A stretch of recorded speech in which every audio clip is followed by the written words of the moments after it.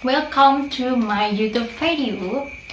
Oke, ini video keduaku dan sekarang ocehanku bakalan berisi tentang konselor.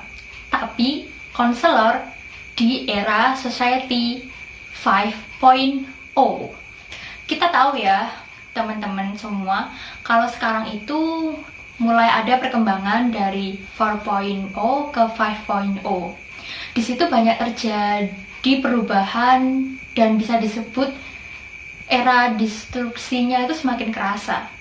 Ternyata di bidang kita sebagai mahasiswa BK atau mahasiswa yang sedang belajar buat jadi konselor itu juga berpengaruh.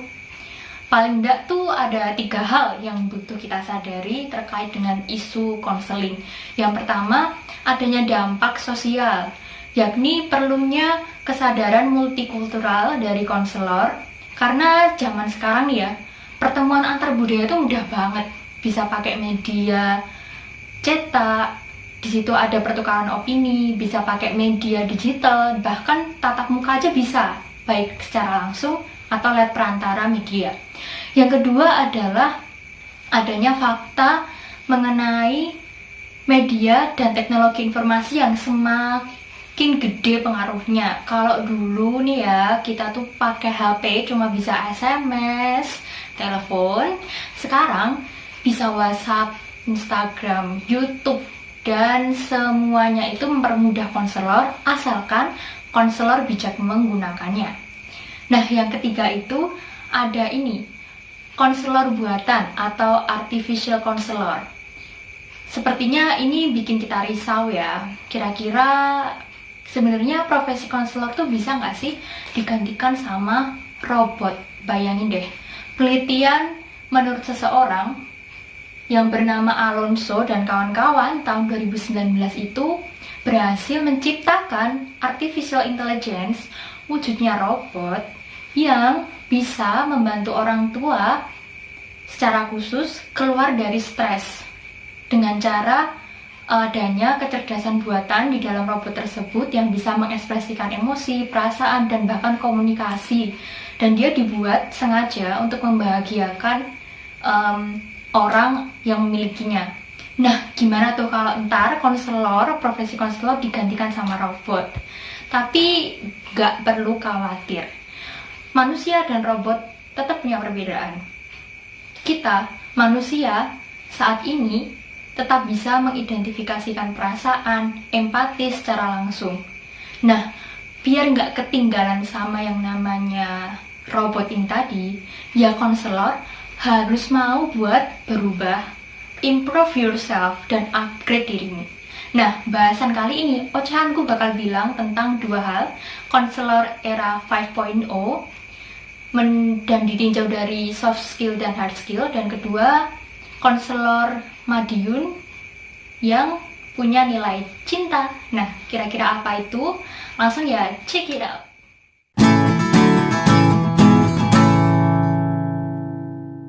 Oke, yang pertama kita masuk ke konten kompetensi konselor 5.0 berdasarkan soft skills dan hard skills yang harus dimiliki. Sebelumnya sedikit info nih, apa sih soft skill dan apa sih hard skill?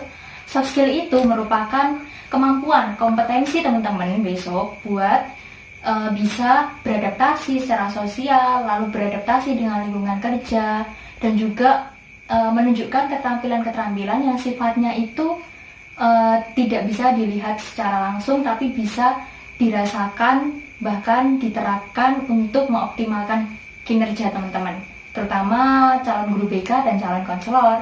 Nah, bedanya dengan hard skill, gampangnya kalau hard skill itu adalah kemampuan teknis. Teknis itu maksudnya adalah bisa mengoperasionalkan atau melakukan sesuatu, dan itu berkaitan langsung dengan yang namanya perilaku. Bisa dibilang hard skill itu perilaku konselor atau guru BK yang misalnya sopan, terus bisa juga dilihat dengan gestur tubuhnya seperti apa, cara berbicara. Nah, itu hard skill. Nah, hard skill ini juga didukung dengan soft skill. Misalnya nih ya, Gampangnya, soft skill itu keterampilan public speaking. Public speaking itu mindset di mana teman-teman itu pede buat bicara, berani buat bicara. Nah, terus didukung dengan adanya hard skill, yaitu penerapan public speaking ketika konseling atau pidato. Seperti itu ya teman-teman. Oke, kita bakal lanjut ke materi yang pertama. Poin pertama tentang soft skill. Ocehanku tentang poin soft skill ini menurut Robles ya. Robles itu seorang yang sangat-sangat aware dengan perkembangan 5.0 dan dia mencetuskan beberapa soft skill. Aku agak nyontek dikit ya, biar nanti nggak ada salah paham. Jadi yang pertama ada communication. Communication di sini menurut Robles ya, seperti apa sih kemampuan konselor yang mumpuni sekarang? Ya, dia harus punya communication yang baik. Dalam artian, ketika berbicara dia bisa menata bahasa dengan baik, bisa berkomunikasi dengan baik, menjadi pendengar dan pembicara yang baik sekaligus. Tentunya ditujukan buat konseling. Selain itu, dia juga pintar untuk mengolah kata-kata dalam teknik konselingnya, sehingga tujuan konseling untuk menyelesaikan masalah, lalu tujuan bimbingan juga untuk memberikan edukasi itu bisa terimplementasi dengan baik. Kedua, courtesy. Courtesy itu bisa disebut sebagai suatu hal di mana konselor itu punya sopan santun dan juga punya norma-norma yang baik dalam dirinya, atau bisa disebut juga nilai-nilai yang baik. Lalu yang ketiga, flexibility. Ini terkait dengan adaptasi konselor ya, ketika misalnya nih ya, punya konseli yang berbeda budaya, pindah-pindah tempat kerja, mungkin buat guru BK yang baru atau konselor yang baru yang mengalami hal itu, dia bisa dengan cepat beradaptasi dengan bahasa, budaya, dan norma kemasyarakatan yang ada. Lalu integrity atau integritas itu kepercayaan yang bisa menjadi modal buat konselingnya atau kliennya percaya sama dia. Dan juga yang terpenting dari integritas adalah kejujuran. Tidak mungkin seorang yang sukanya bohong, sukanya berhayal, atau cuma misalnya menawarkan hal-hal yang sifatnya tidak realistis itu bisa jadi konselor yang baik.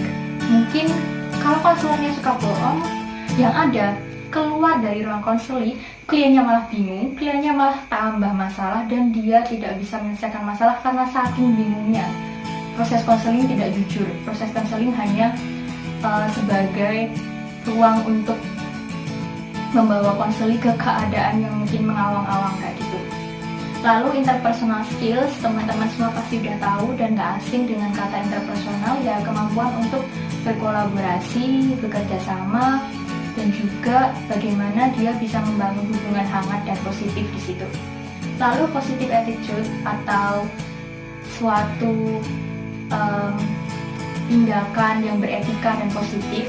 Di situ contohnya bisa juga ditunjukkan dengan optimisme konselor di dalam kehidupan dan juga saat konseling, lalu antusiasnya, dan juga yang terpenting adalah bagaimana konselor bisa mensupport klien untuk mau berubah.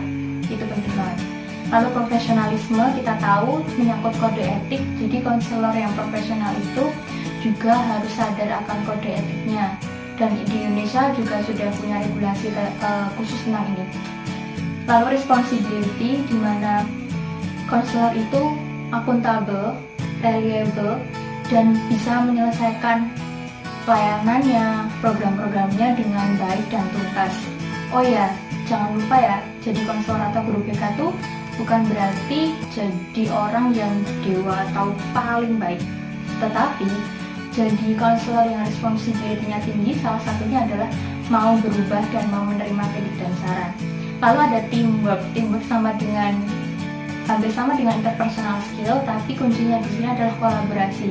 Terutama buat guru BK. Guru BK itu perlu banget buat kolaborasi sama personel sekolah yang ada, guru, pelajaran, wali kelas, orang tua, kepala sekolah. Nah, biar apa? Biar mereka tahu program-program BK itu tujuannya seperti ini, sasaran layanannya peserta didik. Nah, dan biar apa? Biar ayo didukung oleh seluruh personel sekolah. Jadi guru BK dan konselor itu nggak boleh nih bekerja sendirian, kecuali kalau dia sedang dalam posisi punya praktik atau layanan konseling mandiri kayak gitu. Lalu etika kerja itu bisa ditunjukkan dengan etos dan dedikasi. Jadi ketika kita sudah memilih jadi mahasiswa BK, terus misal studi lanjut jadi konselor lewat PPK, terus misal jadi guru BK, kita harus sadar, ya ini pilihan kita gitu. Apapun yang akan terjadi di depan, ya hadapilah, karena itu adalah salah satu etos kerja yang bisa kita tunjukin. Kita harus bisa semaksimal mungkin menghayati peran kita sebagai konselor yang memandirikan peserta didik, mengembangkan potensi mereka dan membantu mereka menyelesaikan permasalahan gitu ya teman-teman untuk soft skill. Lanjut ke hard skill. Ya, sampai di poin hard skill.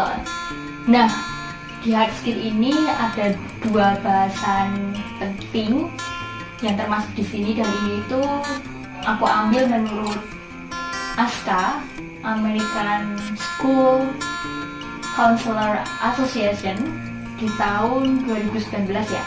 Nah, ada 2. Yang pertama kompetensi mindset, dan yang kedua kompetensi perilaku. Jadi di kompetensi mindset ini, konselor itu perlu banget mulai sejak sekarang nih, mulai sejak jadi mahasiswa, ketika kita dilatih dalam mata kuliah magang, PPL. Nah, ayolah ketika kita melakukan layanan bimbingan atau konseling, kita harus punya mindset positif tentang konseling kita. Apa aja sih yang bisa dibangun mindsetnya? Pertama, bisa dengan menganggap selalu ketika kita mau layanan, potensi dari konseling itu selalu ada dalam dirinya.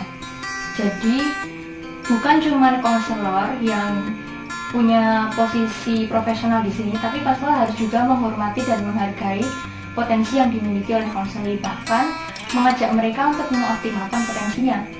Nah, yang kedua adalah konselor adalah istilahnya adalah orang yang mampu untuk menguasai atau mengontrol dirinya, karena dia sendirilah yang tahu tentang kehidupannya.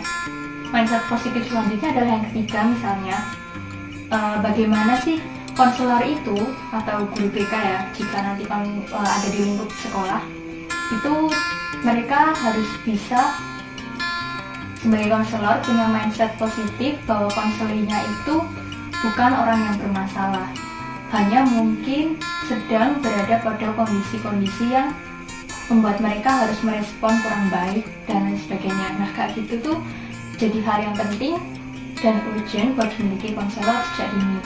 Lalu yang kedua ada kompetensi perilaku seperti yang aku bilang tadi.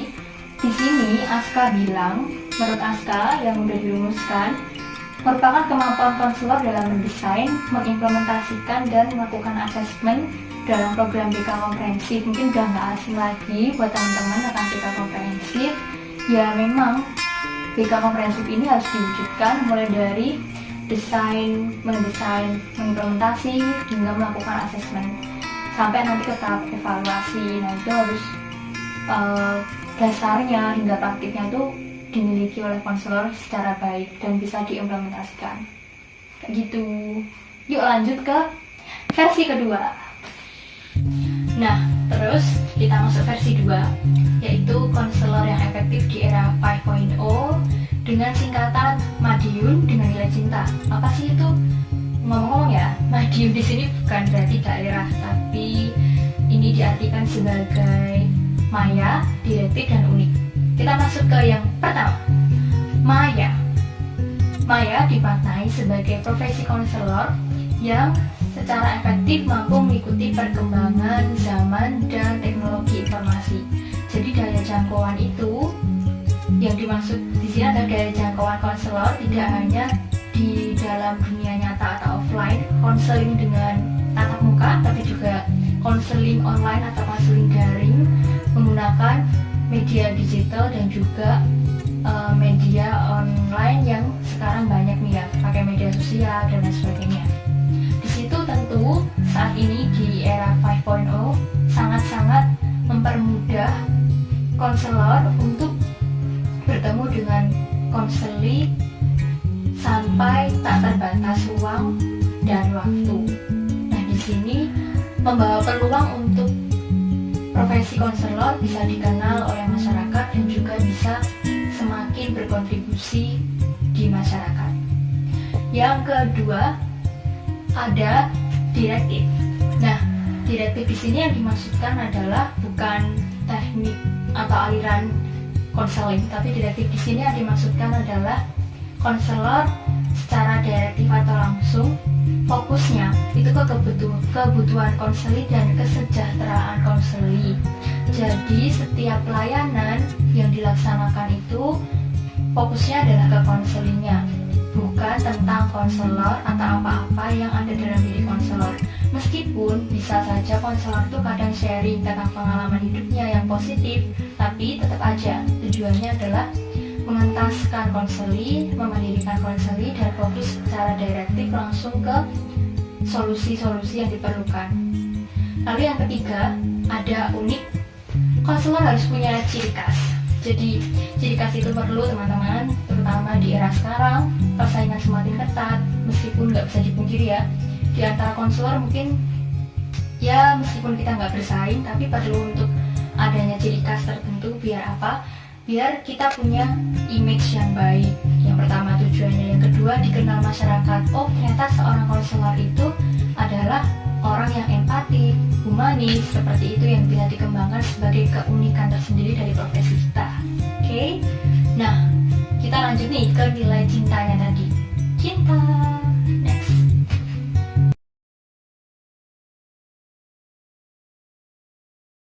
Oke. Lanjutan dari kompetensi atau karakteristik konselor yang Madiun tadi, ada yang namanya nilai cinta yang bisa mendukung konselor buat istilahnya jadi konselor yang lebih efektif. Nah, cinta itu sorry guys aku terlalu terbenam dalam cinta. Yeah. Oke, jadi cinta itu balik lagi ya. Oke. Cinta, C-nya kongruen in English, okay? Kongruen. I-nya inovatif, N-nya normatif, T-nya trusted, dan awareness. Nah, masuk ke C-nya kongruen. Jadi konselor itu harus punya kongruensi. Jadi harus istilahnya jujur apa adanya, tidak ada sesuatu hal yang ditutup-tutupi dalam dirinya. Jadi nggak bisa nih konselor itu perilakunya beda ketika berhadapan dengan konselor yang beda, tapi dalam artian bukan dalam hal multikultural konselingnya, tapi dalam hal ketulusan, lalu kepribadiannya konselor, dan juga personalitinya dia itu ya udah seperti itu, nggak ada yang ditutup-tutupi atau disembunyikan dari konseling pas layanan. Tujuannya apa? Ini juga sebagai role model buat konselingnya nih, biar bisa menerapkan asas keterbukaan. Jadi nggak cuma konseli yang disuruh asas keterbukaan itu diimplementasikan, konselor harus mencontohkan, salah satunya menerapkan kongruensi. Lalu inovatif, iya, di situ konselor atau guru BK zaman sekarang nih harus bisa berinovasi, membuat sesuatu yang baru, baik dari segi media konseling mungkin dengan ya video-video kreatif kayak gini. Terus juga ada video-video yang mungkin bisa memotivasi, nggak cuma melulu dengan ceramah metodenya tas bimbingan, bisa juga dengan kita permainan digital atau non digital. Intinya beride, berinovasi. Lalu normatif itu gampangnya teman-teman adalah mengikuti budaya dan norma masyarakat yang ada di lingkungan sekitarnya. Jadi nggak bisa nih konselor mentang-mentang dia konselor atau guru BK dia seenaknya sendiri, tapi dia punya batasan-batasan atau norma masyarakat.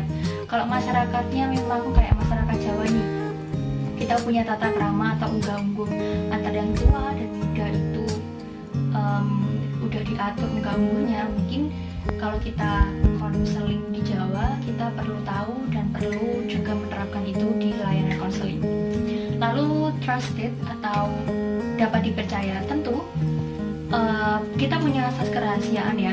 Pasti teman-teman mahasiswa BK, mahasiswa konselor, guru BK, konselor tahu tentang ini.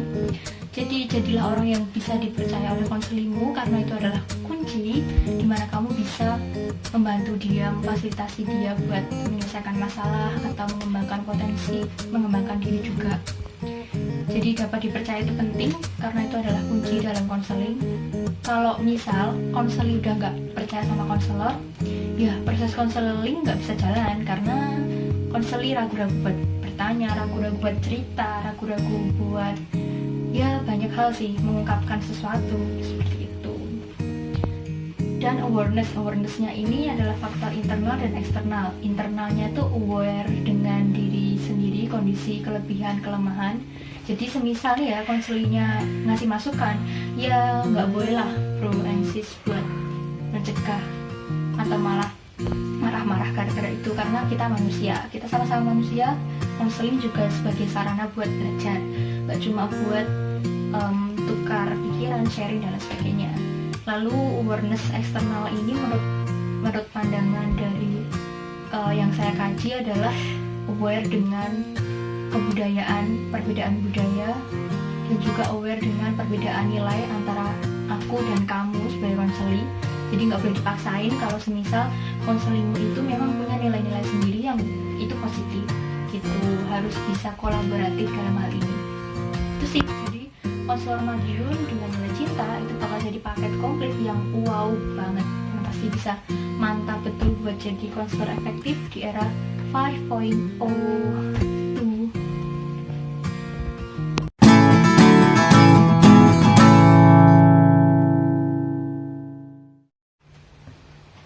Oke, kita udah sampai di akhir materi dan aku mau bilang kalau konselor yang efektif itu bisa banget dimulai sejak bro and sis yang sekarang lagi studi di kuliah BK atau studi di bidang konseling buat jadi konselor. Bisa banget diinternalisasikan apa-apa yang udah aku ocahin tadi, dan saat ini jujur aku juga masih belajar tentang hal-hal itu. Tapi satu hal yang aku rasain ketika kita mulai mencoba, pasti ada buahnya kok. Contohnya kayak semisal nyoba buat jadi orang yang punya teamwork yang bagus, komunikasi yang bagus, bisa dicoba dari hal kecil, semisal presentasi di kelas, lalu kenalan sama orang baru, terus adaptasi di berbagai banyak kegiatan yang bisa diikuti sebagai mahasiswa, dan itu sangat berdampak.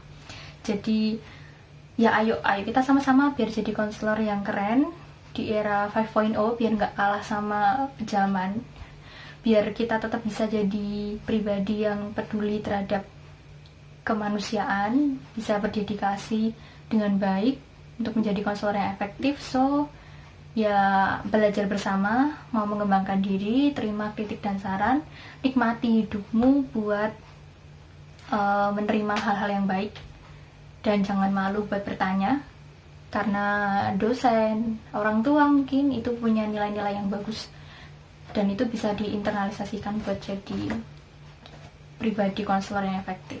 Nah, satu lagu yang mungkin teman-teman kenal, ini lagunya Unmesh, itu judulnya Nyaman. Menurutku kata nyaman ini jadi kunci yang baik. Buat apa?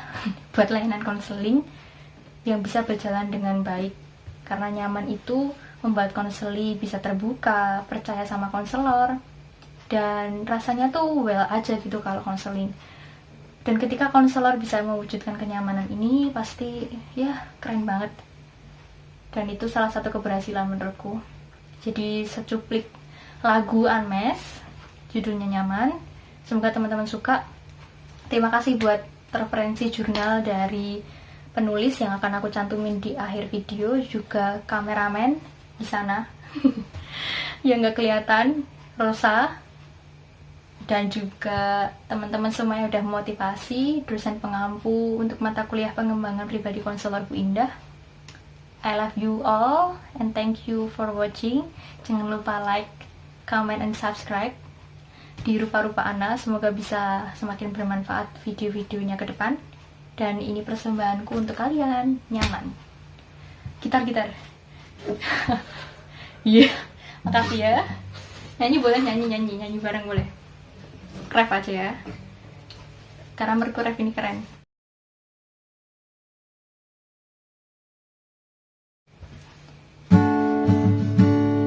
Cintamu sedang mementari pagi seperti pelangi, selalu ku nanti.